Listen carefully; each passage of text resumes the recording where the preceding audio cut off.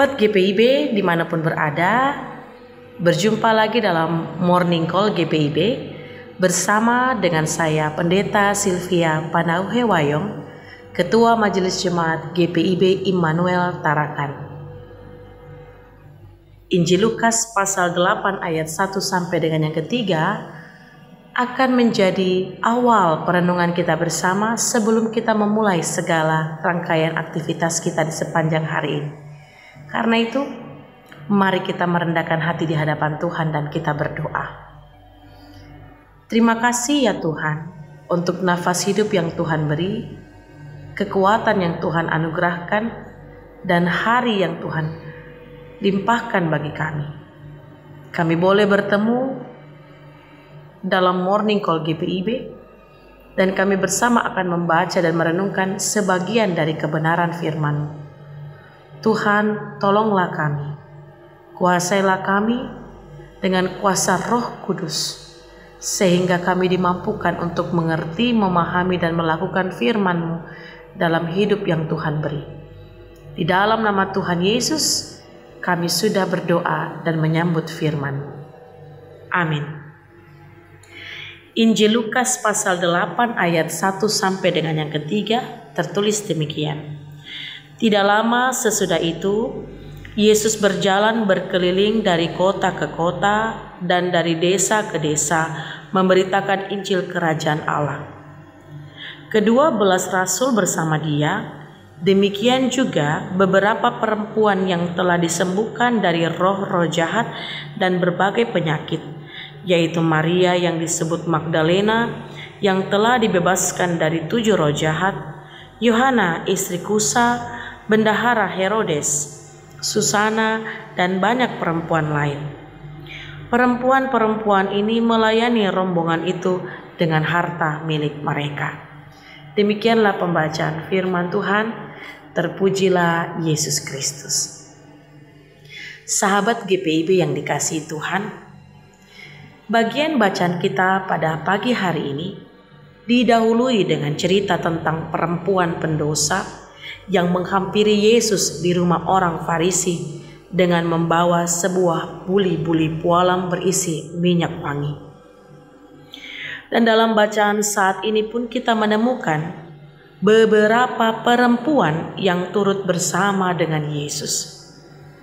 Diterangkan bahwa Yesus berkeliling dari kota ke kota dan dari desa ke desa untuk memberitakan Injil Kerajaan Allah. Di sini diperlihatkan Yesus yang tanpa lelah bersedia berjalan dari satu tempat ke tempat yang lain untuk memberitakan kabar sukacita tentang Kerajaan Allah. Tidak hanya Yesus seorang diri, ada ke-12 rasul yang bersama-sama dengan dia, tetapi juga dituliskan bahwa ada juga beberapa perempuan yang juga turut dalam perjalanan bersama-sama dengan Yesus. Perempuan-perempuan yang dimaksudkan adalah perempuan-perempuan yang telah mengalami perjumpaan dengan Yesus dan kuasanya. Mereka mengalami baik disembuhkan dari roh-roh jahat maupun berbagai penyakit. Mengapa perempuan disinggung dalam bacaan ini? Kita perlu ketahui bersama bahwa perempuan di masa Yesus adalah pribadi yang seringkali mengalami diskriminasi. Seringkali dipandang sebagai kelompok yang lemah, hina, rendah, dan bahkan pribadi yang mengalami batasan-batasan di tengah-tengah hidup bersama dengan masyarakat. Padahal ketika kita mengingat kembali, melihat kembali dalam Kejadian pasal 1 ayat 26, lalu kemudian dilanjutkan dalam Kejadian pasal 2 ayat 18, kita menemukan bersama bahwa perempuan Allah jadikan segambar dan serupa dengan Allah. Bahkan perempuan dijadikan sebagai penolong yang sepadan.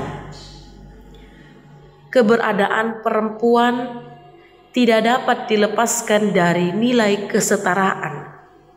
bersama dengan laki-laki di hadapan Allah. Ketika kita melihat bacaan ini,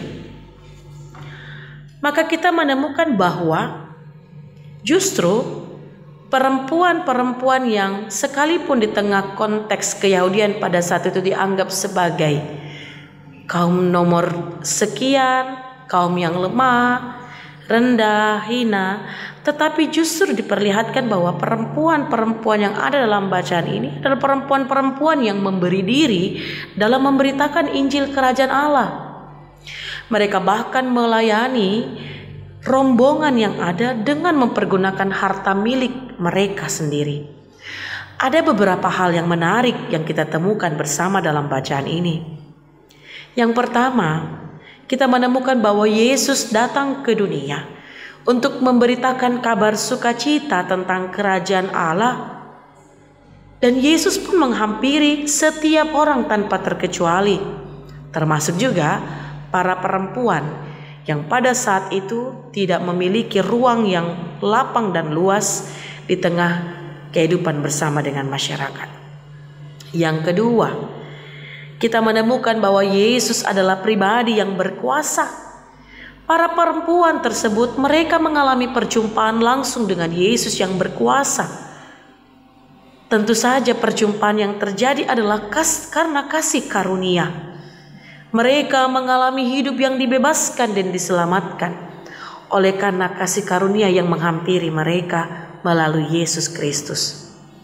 Ketiga, kita melihat bersama bahwa ada respon terhadap Yesus yang telah menghampirinya.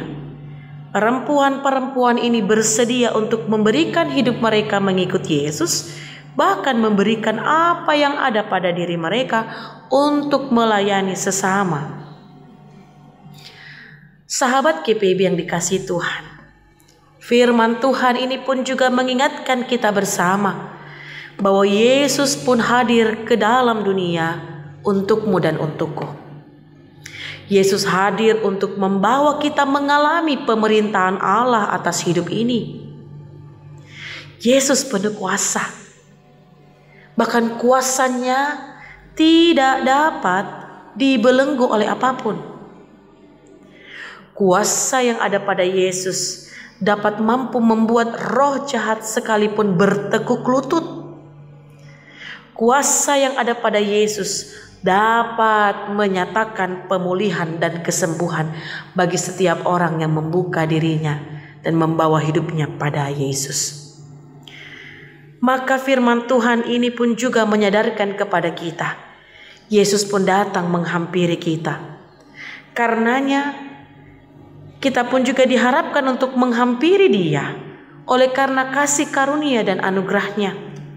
Dan harusnya kita mengucap syukur dan selalu membuka diri untuk menerima Yesus dalam hati dan hidup kita. Sehingga perjumpaan dengan Yesus akan selalu membuat kita terus dapat mengalami bagaimana kita senantiasa hidup dalam pemeliharaan akan kasih dan kuasa Yesus. Ketika kita mengalami pemeliharaan dan kuasa Yesus atas hidup ini, kita pun juga tidak akan mudah dikuasai oleh ketakutan dan kecemasan. Kita akan bersemangat terus memberikan diri di dalam mengikut Yesus. Dan wujud nyata kesediaan kita mengikut Yesus adalah dengan kesediaan untuk melayani sesama. Dengan apakah kita dapat melayaninya? Tentu saja dengan apa yang ada pada kita. Sebab segala sesuatu yang kita miliki adalah anugerah dari Tuhan yang Tuhan percayakan bagi kita. Itulah juga cara Allah untuk memperlengkapi Bapak Ibu Saudara sekalian dan saya. Kita menyadari majunya perkembangan zaman, salah satunya yakni dengan perkembangan media digital. Kita pun mempergunakannya. Dan ketika kita merenungkan firman Tuhan ini, kita pun juga disadarkan bahwa kita dapat mempergunakan media digital ini untuk memberitakan berita sukacita ini kepada semua orang. Berita tentang kerajaan Allah. Karena itu, mari Teruslah bersedia memberi diri dituntun oleh Yesus Kristus dan kuasanya, agar di sepanjang hidup yang Tuhan berikan bagi kita dan dengan segala yang ada pada kita, kita dapat mempergunakannya untuk melayani Yesus dengan sebaik mungkin. Jangan biarkan diri kita melakukan segala yang berarti hanya karena melihat apa yang ada pada hidup orang lain yang bahkan tidak ada pada kita. Ya, Yesus memanggilmu dan memanggilku untuk bersama-sama memberi diri memberitakan berita sukacita kepada semua orang. Mari berkaryalah, mulailah hari ini dengan ada dalam pimpinan kuasa Yesus.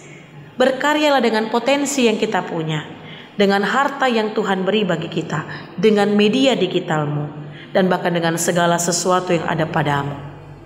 Karena Yesus sungguh memanggil dan mengutus kita untuk memberitakan kabar sukacita ini kepada segala makhluk. Tuhan Yesus memberkati. Amin. Mari kita berdoa. Terima kasih Tuhan, kebenaran firman-Mu kemudian menuntun kami untuk semakin memberi diri dalam semangat yang tidak pernah berkesudahan, untuk terus memberitakan kasih-Mu dan anugerah yang Engkau nyatakan bagi dunia ini di tengah kehidupan kami setiap hari, bahkan dengan mempergunakan segala sesuatu yang Tuhan berikan bagi kami. Karena itu biarlah semangat untuk memberi diri berkarya bagi nama Tuhan tetap terus bertumbuh dan bertambah-tambah, sehingga sepanjang hari ini dalam hari yang Tuhan anugerahkan, kami dapat melayani-Mu dengan hidup ini sebagai respon syukur atas anugerah yang telah Tuhan nyatakan dalam Kristus Yesus, yang bersedia menghampiri hidup kami dan bahkan menyatakan kuasa atas kami. Biarlah kiranya kuasa-Mu membuat kami tidak memberikan diri pada kecemasan dan kekhawatiran yang berkepanjangan, tetapi terus menuntun kami untuk berpengharapan padamu, sehingga dalam waktu yang Tuhan beri, kami terus mempersembahkan hidup sebagai persembahan yang kudus dan berkenan kepada Tuhan. Tuhan pimpin kami semua, bahkan seluruh jemaat-Mu di berbagai tempat dengan segala peran dan tanggung jawab yang ada. Biarlah di dalam setiap hal sekecil apapun yang dikerjakan dan dilakukan, semuanya untuk hormat dan kemuliaan bagi nama-Mu. Ini doa kami, syukur hati kami pertaruhkan hidup kami dalam kuasa dan kendali tangan Tuhan. Di dalam nama Tuhan kami Yesus Kristus, kami berdoa. Amin. Selamat berkarya sahabat GPIB. Tuhan Yesus memberkati.